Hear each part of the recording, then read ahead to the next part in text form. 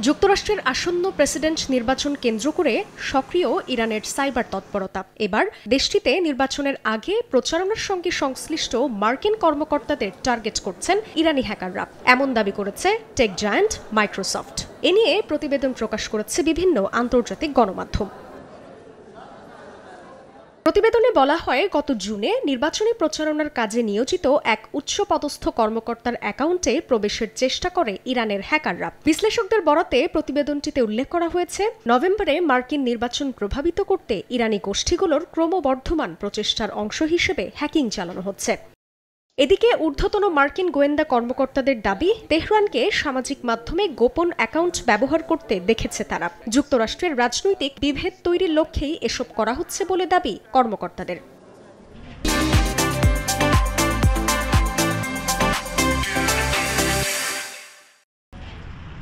এমন পরিস্থিতিতে অভিযোগ অস্বীকার করে জাতিসংঘের ইরান মিশন বলছে, সাইবার হামলা চালানোর কোনো পরিকল্পনা তাদের নেই। শুধু তাই নয়, মাইক্রোসফটের প্রতিবেদনে ইরানের বিরুদ্ধে আনা অভিযোগের জবাবে মিশন জানায়, যুক্তরাষ্ট্রের অভ্যন্তরীণ বিষয়ে কোনোভাবেই হস্তক্ষেপ করবে না তেহরান। জান্নাতুল সাদিয়া, সময় সংবাদ।